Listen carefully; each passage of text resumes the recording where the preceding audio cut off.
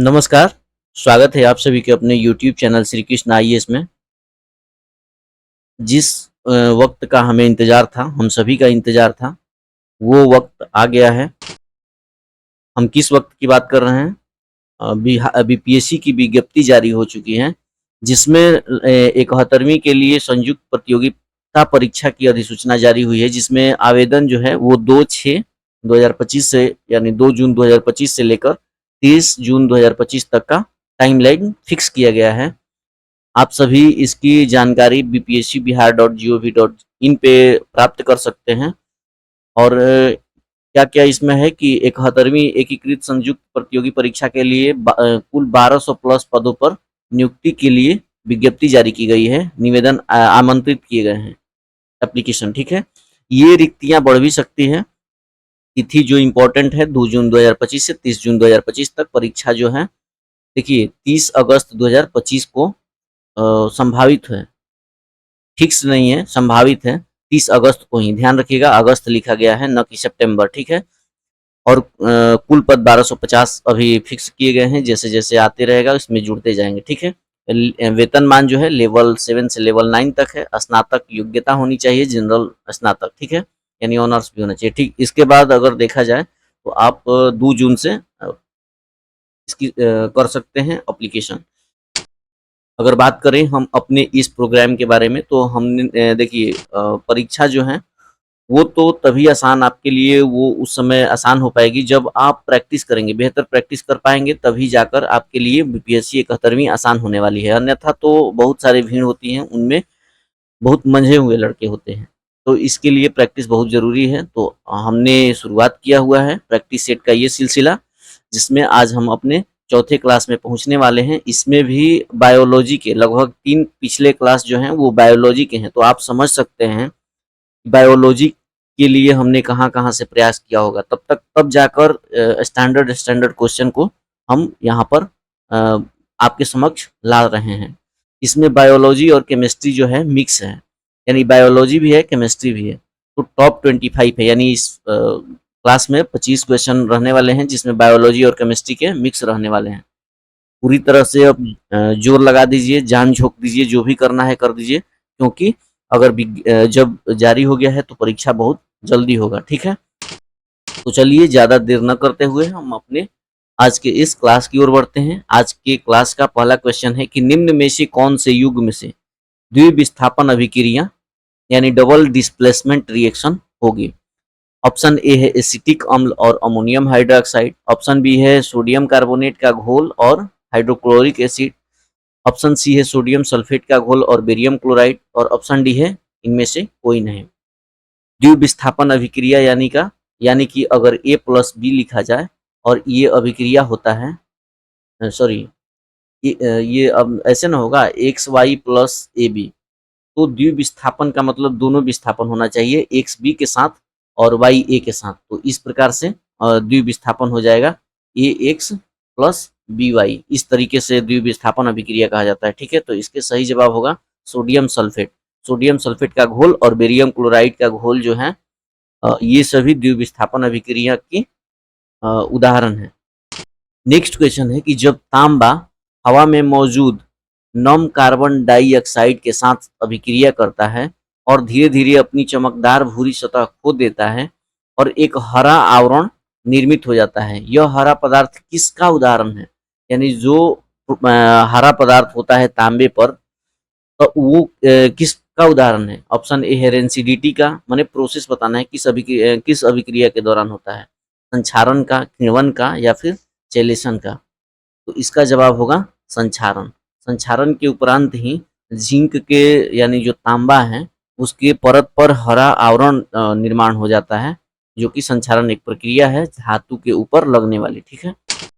अगला है कि निम्न में से कौन सा सक्रिय प्रतिरोधक क्षमता को परिभाषित करता है? सक्रिय प्रतिरोधक क्षमता को, एक्टिव जो सक्रिय है, ठीक है, यह एंटीबॉडी के पूर्व निर्मित इंजेक्शन द्वारा विकसित होता है। ऑप्शन बी है कि यह प्लेसेंटा या दूध के माध्यम से माँ की से बच्चे में जाता है। ऑप्शन सी है कि इसका विकास तब होता है जब किसी व्यक्ति की प्रतिरक्षा प्रणाली संक्रमण या टीकाकरण के बाद एंटीबॉडी का उत्पादन करती है। और ऑप्शन डी है कि इनमें से कोई नहीं। तो इसका सही जवाब होगा कि इसका विकास तब होता है जब किसी व्यक्ति की प्रतिरक्षा प्रणाली संक्रमण या टीकाकरण के बाद एंटीबॉडी का उत्पादन करती है। देखिए ध्यान से समझिएगा, एक होता है जन्म के उपरांत, जन्म के उपरांत हमें एंटीबॉडी प्राप्त होता है। एंटीबॉडी, जो एंटीबॉडी होता है वो इनएक्टिव रहता है, इनएक्टिव। इसका हमें तभी पता चल पाता है जब कोई रोग हमें संक्रमित कर देता है। जिस रोग से हम इन्फेक्टेड हो जाते हैं, इन्फेक्टेड के बाद उसको दूर करने के लिए हम इंजेक्शन लगाते हैं, इंजेक्शन। और जब ये इंजेक्शन दिया जाता है तो इंजेक्शन में क्या दिया जाता है, सेम प्रकार की जो बैक्टीरिया या वायरस जो भी हो, वो इनमें छोटी छोटी मात्रा का बैक्टीरिया हमारे शरीर को दिया जाता है ताकि हमारी WBC जो है वो इनके प्रति प्रतिरोधक क्षमता अपना विकसित कर सके। जब वही इंजेक्शन के जितने भी बैक्टीरिया या फिर जो भी वायरस होते हैं उनको ये WBC प्रतिरोधक क्षमता अपना विकसित करके मार देती है, तो ये इतने सक्षम हो जाती है कि शरीर में जितने भी इन्फेक्टेड तत्व हैं जैसे बैक्टीरिया, वायरस, प्रोटोजोआ, जितने भी हैं उन सभी को मारने की क्षमता प्रदान कर लेती है अपनी बॉडी। और इसके बाद ये हमेशा एक्टिव हो जाती है, WBC जो बनाती है। कब? जब इंजेक्शन हम लगाते हैं तब। और ये एक्टिव जो है, जैसे कोरोना का भी हुआ, तो जब ये एक्टिव हो जाता है तो इसके बाद हमारा शरीर जो है वो बहुत कम ग्रसित हो पाता है, बहुत कम ग्रसित हो पाता है। क्यों? क्योंकि हमारी जो शरीर है वो एंटीबॉडी बना लिया है अब उस रोगजनक कारक के प्रति, एंटीबॉडी। तो ये एक्टिव एंटीबॉडी होता है, ठीक है। तो ये इसीलिए इसका सही जवाब होता है कि इसका विकास तब होता है जब किसी व्यक्ति की प्रतिरक्षा प्रणाली संक्रमण या टीकाकरण के बाद एंटीबॉडी का उत्पादन करती है। अगला क्वेश्चन है कि निम्न में से कौन सी प्रक्रियाएं प्रकृति के ऊष्माशोषी हैं, यानी ऊष्मा ऊष्मा को लेने के बाद ही ये अपना प्रक्रिया शुरू करती हैं। कथन 1 है कि ठोस का पिघलना, कथन 2 है प्रकाश संश्लेषण, कथन 3 है जल का विद्युत अपघटन। निम्न कूट का प्रयोग करके सही उत्तर का चयन करना है। ये है केवल 1 और 2, 2 और 3, 1 और 3 या फिर सभी। तो देखिए इसका सही जवाब होगा सभी। सभी में ऊष्मा की आवश्यकता होती है। जैसे ठोस को पिघलने के लिए एक बात ध्यान रखिएगा कि जब भी ऊष्माशोषी अभिक्रिया होगी तो ये ऊष्माशोषी कब होगी? जब ऊष्मा का शोषण करेगी। ये ट्रिक है, ऊष्मा का शोषण करेगी, प्लस में ऊष्मा होगा। अभिक्रिया को शुरू करने के लिए ऊष्मा आवश्यक होगा। ऊष्मा जब ले लेगा तो उसके बाद वातावरण जो होगा अभिक्रिया के उपरांत वातावरण को ठंडा प्रदान करेगा, ठंडक प्रदान करता है। ये भी एक इसका है। वही ऊष्माक्षेपीय अभिक्रिया में ऊष्मा को निकालती हैं। जब ऊष्मा को निकालती हैं अभिक्रियाएं तो उस समय वातावरण गर्म हो जाता है। तो प्रकाश संश्लेषण में भी ऊष्मा की आवश्यकता होता है। ऊष्मा किस रूप में? प्रकाश के रूप में। प्रकाश के रूप में यानी सूर्य के प्रकाश के रूप में। जल का विद्युत अपघटन हो गया तो इसमें भी ऊष्मा की आवश्यकता होती है इलेक्ट्रॉन्स के रूप में, ठीक है, आवेश के रूप में। अगला क्वेश्चन है कि निम्न में से पौधों के किस समूह को जनन के लिए पानी की आवश्यकता के कारण आमतौर पर पादप जगत का उभयचर कहा जाता है? Option A pteridophyta, option B bryophyta, option C gymnosperm और ऑप्शन डी एंजियोस्पर्म। पौधे का वह रूप जो कि जमीन पर भी उगता है और पानी में भी रह सकता है। ऐसा उभयचर पादप कौन सा है? जैसा कि हमने उभयचर जंतु देखा है जो कि कौन है? मेढक के रूप में। मेढक जो कि जमीन पर भी रह सकता है और पानी में भी रह सकता है। उसी प्रकार से पादप ऐसा कौन है जो कि उभयचर है, यानी पानी में भी रह सकता है और फिर जमीन पर भी रह सकता है? तो इसका सही जवाब होगा ब्रायोफाइटा। ब्रायोफाइटा जो है पादप जगत का उभयचर प्राणी माना जाता है, ठीक है। इसके बाद जिम्नोस्पर्म और एंजियोस्पर्म पूर्ण पादप माने जाते हैं जो कि स्थल पर होते हैं, ठीक है। निम्न में से किसका उपयोग व्यापक रूप से ईंधन के रूप में किया जाता है और यह बायोगैस और संपीड़ित प्राकृतिक गैस CNG जो है कंप्रेस्ड नेचुरल गैस का एक प्रमुख घटक है? ऑप्शन ए है कार्बन डाइऑक्साइड, ऑप्शन बी है मीथेन, ऑप्शन सी है इथेन और ऑप्शन डी है नाइट्रोजन। CNG का घटक बताना है और बायोगैस का घटक बताना है, तो इसका सही जवाब हो जाएगा मीथेन। मीथेन का फॉर्मूला होता है CH4। यह कार्बन के एल्केन का प्रारंभिक रूप है, ठीक है। एल्केन में होता है CnH2n प्लस ठीक है। तो N अगर 1 रखेंगे तो C हो जाएगा और H2+2 यानी CH4, ये मीथेन है। ठीक है, मीथेन इसमें सर्वाधिक होता है। अगला क्वेश्चन है कि तंत्रिका तंत्र के संबंध में निम्न में से कौन सा कथन गलत बताना है, कौन सा कथन गलत है। ऑप्शन ए है कि सेरेब्रम जो है मानव मस्तिष्क का सबसे बड़ा हिस्सा है और सोचने के लिए उत्तरदायी है। ठीक है। अगला ऑप्शन है कि रीढ़ की हड्डी मस्तिष्क, थोड़ी सी परेशानी है, रीढ़ की हड्डी मस्तिष्क और शरीर के बीच संदेश भेजने में मदद करती है। ऑप्शन सी है कि डेंड्राइट जो है तंत्रिका आवेगों को न्यूरॉन के सेल बॉडी से दूर ले जाते हैं। ऑप्शन डी है कि प्रतिवर्ती क्रियाएं मस्तिष्क को शामिल किए बिना रीढ़ की हड्डी द्वारा नियंत्रित होती हैं। तंत्रिका तंत्र के संबंध में आपको गलत कथन बताना है। इसका सही जवाब होगा डेंड्राइट जो है तंत्रिका आवेगों को न्यूरॉन के सेल बॉडी से दूर नहीं ले जाती हैं, नजदीक लाती हैं एक्सॉन के ओर से। ठीक है। अगला क्वेश्चन है कि रुद्धोष्म परिस्थितियों में किसी प्रक्रिया के होने के लिए सही स्थिति बताना है। रुद्धोष्म प्रक्रिया बताना है कि रुद्धोष्म प्रक्रिया क्या है, आपको उदाहरण बताना है, उदाहरण रुद्धोष्म प्रक्रिया के लिए। ठीक है, रुद्धोष्म प्रक्रिया के लिए महत्वपूर्ण और सुटेबल उदाहरण कौन सा है। ऑप्शन ए है कि किया गया कार्य जो है वो शून्य होगा रुद्धोष्म प्रक्रिया में, दाब में परिवर्तन जो शून्य होगा, विनियमित ऊष्मा शून्य होगा और तापमान में परिवर्तन शून्य होगा, रुद्धोष्म प्रक्रिया में बताना है। ठीक है, इसका सही जवाब होगा विनियमित प्रक्रिया शून्य होता है, यानी जो ऊष्मा होती है, ऊष्मा इसका हानि न के बराबर होता है। एग्जाम्पल के तौर में हम बता दे रहे हैं, आप इसे मिलान कर लीजिएगा। अगर आपने कमेंट बॉक्स में इसका जवाब दिया है तो बहुत बहुत धन्यवाद। ठीक है, तो इसका जवाब होगा जब मटके में पानी रहता है वो गर्मी के दिनों में ठंडा रहता है, ये रुद्धोष्म प्रक्रिया का है। ठीक है, वाष्पीकरण की प्रक्रिया मंद हो जाती है। अगला है कि अलैंगिक प्रजनन, अलैंगिक प्रजनन के संबंध में निम्न कथनों पर विचार करें। संतान जो है अनुवांशिक रूप से माता पिता के समान होती हैं, कथन एक है।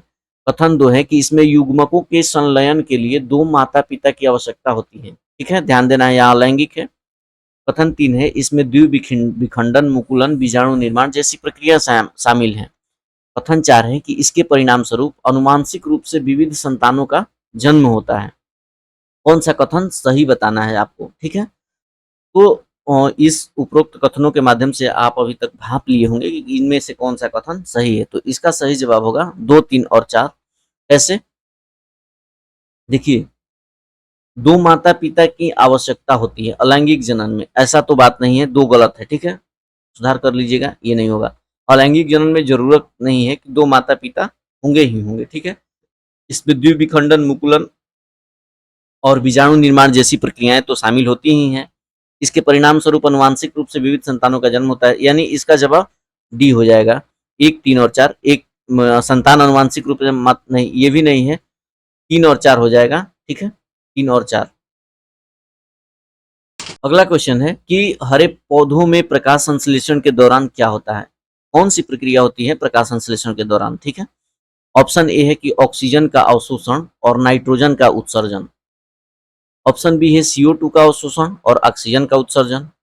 ऑप्शन सी है ऑक्सीजन का अवशोषण और CO2 का उत्सर्जन। ऑप्शन डी है नाइट्रोजन का अवशोषण और ऑक्सीजन का उत्सर्जन। तो हरे प्रकाश संश्लेषण का एक फॉर्मूला ध्यान रखिएगा, इससे पूरे डाउट आपको क्लियर हो जाएंगे। 6CO2 प्लस 12H2O होता है। इसके बाद यहाँ पे फोटोसिंथेसिस रहता है और यहाँ पे क्लोरोफिल, यानी क्लोरोफिल की उपस्थिति में और प्रकाश संश्लेषण की स्थिति में यहाँ पर सनलाइट होता है। ठीक है, इसके बाद प्रकाश संश्लेषण की प्रक्रिया होती है संभव। तो ध्यान रखिएगा कि दो आवश्यक स्थितियां हैं, एक क्लोरोफिल रहना चाहिए और एक सनलाइट रहना चाहिए। इसके बाद क्या प्रोडक्ट बनता है, C6H12O6 बनता है, प्लस O2 बनता है और प्लस H2O बनता है, सॉरी O2 बनता है। ठीक है, तो ध्यान, H2O भी बनता है। तो ध्यान देने वाली बात है कि आवश्यक क्या है, CO2, निकलता क्या है, O2। तो CO2 का अवशोषण होता है और ऑक्सीजन का उत्सर्जन होता है, इसका सही जवाब हो जाएगा। ठीक है, इसलिए अगर आपको अभिक्रियाएं याद रहें तो बहुत आसान हो जाता है। कभी कभी अभिक्रिया को फिलअप करने के लिए भी दे देता है। विगलन की प्रक्रिया, ठीक है। विगलन की प्रक्रिया के दौरान किसी पदार्थ का तापमान क्या होता है? लगातार बढ़ता है, लगातार घटता है, एक समान रहता है, पहले बढ़ता है फिर घटता है। तो इसका सही जवाब है कि हमेशा एक समान रहता है विगलन की प्रक्रिया के दौरान। अगला क्वेश्चन है कि आपको मिलान करना है सूची। ऑक्सीजन क्या है, जिबरेलिन क्या है, साइटोकाइनेसिन क्या है और एब्सिसिक एसिड क्या है?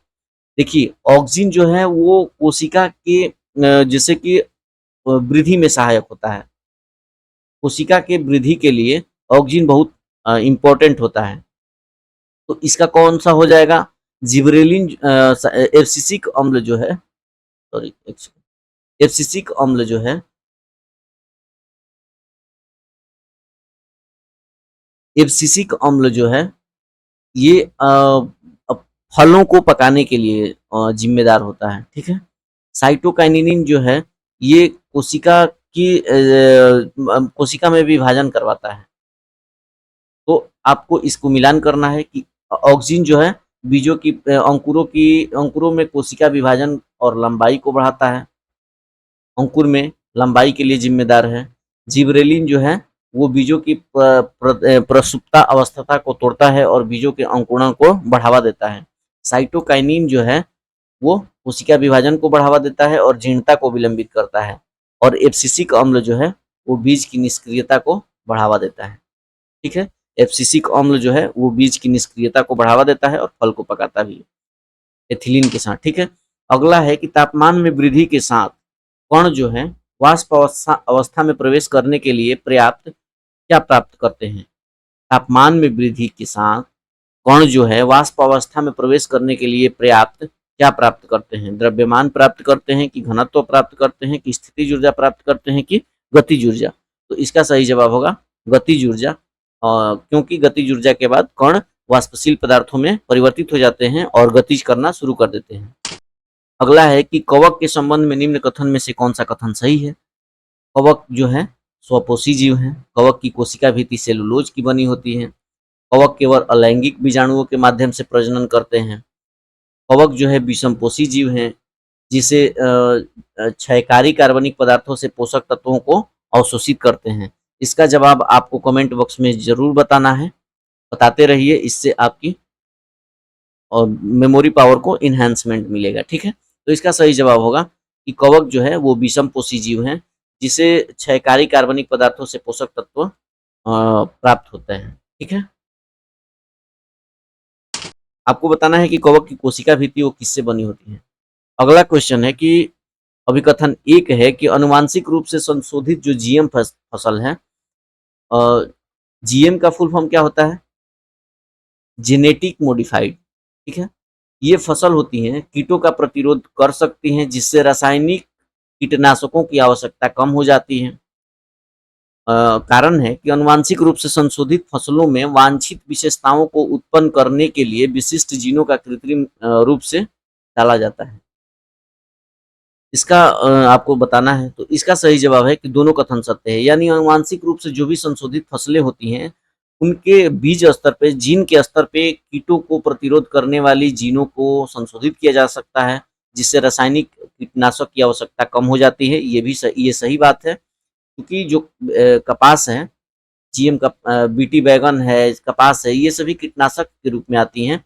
और अनुवांशिक रूप से संशोधित जो फसलों में वांछित विशेषताओं को उत्पन्न करने के लिए इसमें कृत्रिम रूप से डाला जाता है ताकि हम जीन के स्तर पे हम इसमें सुधार कर सकें। और अगर जीन के स्तर पे सुधार किया जाता है तो उत्पादन भी अधिक होगा और फिर कीटनाशक और जितने भी हानिकारक तत्व हैं उससे बचाया भी जा सकता है। ठीक है। अगला क्वेश्चन है कि निक्षेपण के संबंध में निम्न में से कौन सा कथन सही है? निक्षेपण के संबंध में बताना है। ऑप्शन ए है गैसीय अवस्था का सीधे ठोस अवस्था में रूपांतरण। यह वायुमंडल में आर्द्रता की प्रक्रिया के समान है। इसमें किसी पदार्थ को उच्च तापमान पर गर्म करना शामिल होता है और यह वाष्पीकरण के समान है। तो इसका सही जवाब होगा कि गैसीय अवस्था से सीधे ठोस अवस्था में रूपांतरण के लिए निक्षेपण कहा जाता है। ध्यान दीजिएगा, यहाँ पर अगर गैस है तो अगर हमें सीधे गैस को द्रव में बदलने के बाद ही ठोस में बदला जाता है, लेकिन गैस से सीधे ठोस में बदलने के लिए निक्षेपण की प्रक्रिया अपनाना पड़ता है और कहलाता है। और ठोस से सीधे गैस में बदलने के लिए ऊर्ध्वपातन की प्रक्रिया कहलाती है। ठीक है, ध्यान रखिएगा। ऊर्ध्वपातन का विपरीत होता है निक्षेपण। अगला है कि निम्न में से कौन सा जैविक प्रक्रिया में प्रोग्राम्ड जो कोशिका होती हैं उनके मृत्यु के कोशिकीय और आणविक नियंत्रण को संदर्भित करता है? कौन जैविक प्रणाली? ठीक है, ऑप्शन ए है नेक्रोसिस, ऑप्शन बी है एजिंग, ऑप्शन बी है डिजेनरेशन और ऑप्शन सी है एपोप्टोसिस। तो इसका सही जवाब एपोप्टोसिस होगा।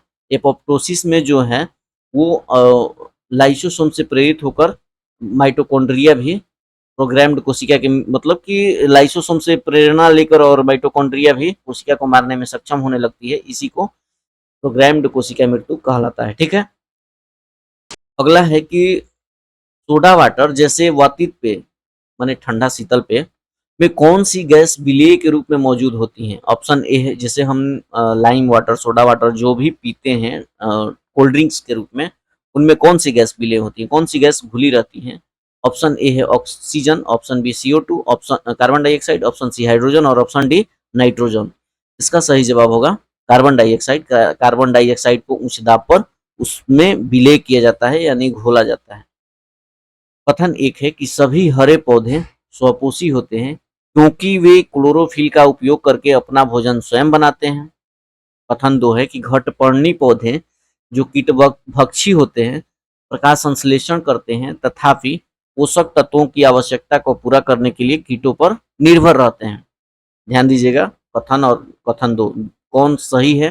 कथन एक और दो दोनों सही है कि एक सही और दो गलत है? एक गलत है, दो सही है, दोनों कथन गलत है। तो इसका सही जवाब दोनों सही है कि हरे पौधे जितने भी होते हैं उनमें क्लोरोफिल पाए जाते हैं, इसलिए वे स्वपोषी होते हैं और अपना भोजन स्वयं बना लेते हैं।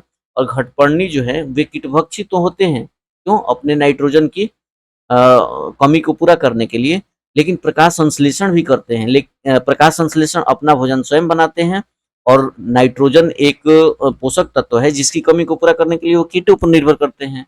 पूरी तरह से निर्भर नहीं है बल्कि एक पोषक तत्व जैसे कुछ-कुछ पोषक तत्वों की कमी के कारण जैसे नाइट्रोजन की कमी के कारण घटपर्णी हो जाते हैं। ठीक है? नेक्स्ट क्वेश्चन है कि मानव शरीर में नेफ्रॉन को एक कुशल निस्पंदन इकाई क्यों माना जाता है? ठीक है? ऑप्शन ए है कि यह मूत्र को तब तक संग्रहित करता है जब तक कि वह बाहर न निकल जाए। यह आंतों से ठोस अपशिष्ट को बाहर निकालता है। ऑप्शन सी है कि यह रक्त को फिल्टर करता है और उपयोगी पदार्थों को पुनः अवशोषित करता है। ऑप्शन डी है कि यह फेफड़ों को गैसों का आदान प्रदान करने में मदद करता है। किस वजह से निस्पंदन इकाई माना जाता है? तो इसका सही जवाब होगा कि यह रक्त को फिल्टर करता है और उपयोगी पदार्थों को पुनः अवशोषित करता है, इसलिए नेफ्रॉन को एक कुशल निस्पंदन इकाई माना जाता है। रक्त को फिल्टर करने के लिए और जो भी उपयोगी पदार्थ हैं उनके लिए अवशोषण के लिए, ठीक है, पुनः अवशोषण के लिए। नेक्स्ट क्वेश्चन है कि निम्न में से कौन सी दवा गिद्धों की मृत्यु का कारण बताई गई है? ऑप्शन ए है एस्पिरिन, ऑप्शन बी है क्लोरोक्विन, ऑप्शन सी है पेनिसिलिन और ऑप्शन डी है डाइक्लोफिनॉक। तो गिद्धों की मृत्यु का कारण कौन सा दवा बताई गई है? तो इसका सही जवाब होगा डाइक्लोफिनॉक। अब देखते हैं एस्पिरिन जो है ये दर्द निवारक एनाल्जेसिक दवाएं होती हैं। क्लोरोक्विन जो है ये मलेरिया के लिए होती हैं दवा, सुनैन के छाल से प्राप्त होते हैं। पेनिसिलिन जो है एंटीबैक्टीरियल दवा है, प्रथम बनाई गई थी। और डाइक्लोफेनॉक जो है ये पक्षियों को खिलाकर जैसे पक्षियों को पकड़ने के लिए बगुला हो गए चाहे जो भी पक्षी हैं उन्हें पकड़ने के लिए मछलियों या फिर अन्य जीवों को में लगाकर उनको दिया जाता है और जब ये मर जाते हैं तब इन्हें पकड़ लिया जाता है। जब यही चिड़िया और जो भी हैं वो मर जाते हैं तो इनके द्वारा अपघटनीय कारक के रूप में गिद्ध उपस्थित हैं और गिद्ध के शरीर में ये दवा जाती है और ये विलुप्त प्राय जीव हो गए हैं। ठीक है, मिलान करना है पशु व्यवहार का और उनके संगत के साथ। एक नवजात बछड़ा जो है दूध पीना शुरू करता है। एक पक्षी सर्दियों के दौरान गर्म क्षेत्र की ओर उड़ता है। प्रशिक्षण के बाद एक कुत्ता आदेश पर बैठता है। एक चिंपैंजी जो है दीमक निकालने के लिए छड़ी का उपयोग करता है। आपको इसको मिलान करना है। सहज प्रवृत्ति कौन हो सकती है? देखिए, प्रवास कौन हो सकता है? प्रवास का मतलब एक जगह से दूसरे जगह उड़ना, तो प्रवास उड़ना हो गया एक जगह से दूसरे जगह। प्रतिवर्त मतलब कि रिफ्लैक्स होता है। जैसे कोई क्रिया किया गया, उसके जवाब में कोई क्रिया किया जाता है तो वो रिफ्लेक्स कहलाता है, जिसे प्रतिवर्त कहते हैं। सीखा हुआ व्यवहार किसे कहा जाता है? देखिए, नवजात बछड़ा अगर दूध पीना शुरू करता है तो उसकी ये सहज प्रवृत्ति है, ठीक है। एक कुत्ता आदेश पर अगर बैठता है तो ये क्या, ये प्रतिवर्त है, ठीक है, प्रशिक्षण के बाद।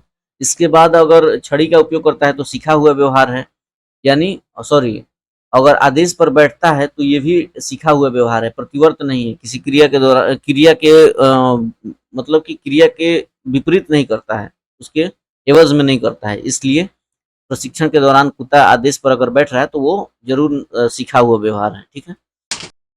अभिकथन एक है कि कोलाइड को परिक्षिप्त प्रावस्था और परिक्षेपण माध्यम की भौतिक अवस्थाओं के अनुसार वर्गीकृत किया गया है। परिक्षिप्त अवस्था का मतलब, परिक्षेपण माध्यम का मतलब, जैसे परिक्षेपण माध्यम मतलब जिस अवस्था में वो घुला हुआ है, ठीक है। कोलाइडी विलयन में परिक्षिप्त प्रावस्था विलेय जैसे घटक होते हैं और प्रक्षिप्त प्रावस्था जो है इसमें घुले हुए जो रहते हैं, ठीक है। तो कोलाइडी विलयन में प्रक्षिप्त प्रावस्था विलेय जैसे घटक होता है तथा परिक्षेपण माध्यम वह घटक होता है जिसमें यह निलंबित रहता है, यानी घुले हुए रहते हैं।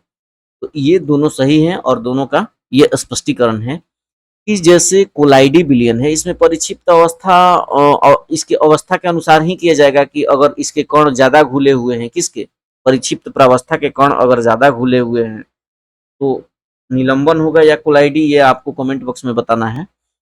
और अगर कम घुला है तो उसके आधार पे कोलाइडी विलयन बताया जाता है। तो इस प्रकार से इन्हीं घुलने की प्रक्रिया और उनके कण के आकार के रूप में ही हमें निर्धारित कर पाते हैं। तो इसका कारण सही है और कोलाइड को परिक्षिप्त प्रावस्था और परिक्षेपण माध्यम की भौतिक अवस्थाओं के अनुसार ही वर्गीकृत किया गया है। नेक्स्ट क्वेश्चन है कि निम्न में से कौन सी अंतःस्रावी ग्रंथि नहीं है? नहीं बोल रहा है। ऑप्शन ए है पिट्यूटरी ग्रंथि, ऑप्शन बी है लार ग्रंथि, ऑप्शन सी है थायराइड ग्रंथि और ऑप्शन डी है एडिनल ग्रंथि। तो इसका सही जवाब होगा लार ग्रंथि। अंतःस्रावी ग्रंथियां वो होती हैं जो ब्लड में मिक्स हो जाती हैं, तो लार ग्रंथि ब्लड में न मिक्स होकर हमारे मुख गुहा में है और ये पाचन में सहायता करती हैं, ठीक है। आपको बताना है कि लार ग्रंथियां कितनी हैं, कमेंट बॉक्स में बताते रहिए। इससे क्या होगा कि आपको अतिरिक्त जानकारी मिलते रहेगा। 25 क्वेश्चन है और ये हमारा आज का लास्ट क्वेश्चन है कि ब्रोमीन एकमात्र ऐसी अधातु है जो कमरे के तापमान पर तरल अवस्था में होती है। कथन एक है, विचार करना है कौन सा कथन सही है, सही बताना है। गैलियम और सीजियम ऐसी धातुएं हैं जो कमरे के तापमान पर, जो कि 303 केल्विन से थोड़ा ऊपर के तापमान पर तरल हो जाती हैं, गैलियम और सीजियम। कथनों को बताना है कि कौन सा कथन सही है। तो ये दोनों कथन सही है कि गैलियम और सीजियम ऐसी धातु हैं जो कि कमरे के तापमान से थोड़ा ऊपर पर तरल हो जाती हैं, ठीक है। तो बताइए आपने 25 क्वेश्चन में कितना क्वेश्चन को अटेम्प्ट किया, कितना आपके राइट हुए, कितना रॉन्ग हुए। निगेटिव के अनुसार आप जैसे बीपीएससी में निगेटिव लागू हैं वैसे बताइए। और हाँ, ये आप वीडियो न केवल बीपीएससी के लिए बल्कि बिहार एसआई के लिए भी, बिहार एसएससी के लिए, बिहार एसएससी यानी ग्रेजुएट लेवल पे या फिर +2 लेवल पे या फिर बीएसओ जो है या फिर एसएसओ जो हैं, जितने भी हैं उन सभी में हेल्पफुल होने वाले हैं। जिसमें भी बायोलॉजी पूछे जाते हैं, चाहे फिर वो वनडे एग्जाम हो या फिर सब्जेक्टिव एग्जाम हो, जैसे यूपीएससी में भी आप अगर हमारे बातों पे भरोसा नहीं हो रहे हैं तो कृपया करके पिछला प्रीवियस ईयर देख लें कि इससे क्या टफ पूछे जा रहे हैं। ऐसा नहीं है, हमारा लेवल जो है वो यूपीएससी तक को कवर कर रहा है। तो कृपया करके हमारे प्रयास को आप सभी थोड़ा सा सराहिए। सराहा इस रूप में जाना चाहिए कि आप सभी कृपया करके चैनल को सब्सक्राइब करें, दोस्तों के पास शेयर करें ताकि उन लोगों तक आसानी से पहुंच हो सके, हमारा परिवार बड़ा हो सके और हमें काम करने के लिए मोटिवेशन निरंतर मिलते रहे, ठीक है। तो बस आप तैयारी शुरुआत करिए, बेहतर से करिए। हमारा ये डेली प्रैक्टिस सेट जारी रहेगा। थोड़ी कुछ परेशानी की वजह से अब नहीं आ रही है निरंतर, हम प्रयास करेंगे कि अब से निरंतर ही एक प्रैक्टिस सेट जरूर डाला जाए। बायोलॉजी के खत्म होने के बाद तुरंत फिजिक्स के आएंगे। फिजिक्स यानी फिजिक्स, केमिस्ट्री और बायो तीनों हमारा कुछ ही दिनों में समाप्त होने वाला है। अगर ये समाप्त हो जाता है तो हम आर्ट्स विषय में आर्ट्स विषय में, जो कि इम्पोर्टेंट भूमिका निभाने वाले हैं। जैसे मॉडर्न के लिए हम तुरंत वीडियो लाने शुरू कर देंगे। तो आपका सहयोग हमें निरंतर आवश्यक है। कृपया वीडियो को लाइक करें, अगर पसंद आ रही हो। जो भी सुझाव हो कमेंट बॉक्स में देते रहिए। आज के लिए बस इतना ही। धन्यवाद। आपका समय शुभ हो, तैयारी अच्छे से करते रहें। ठीक है।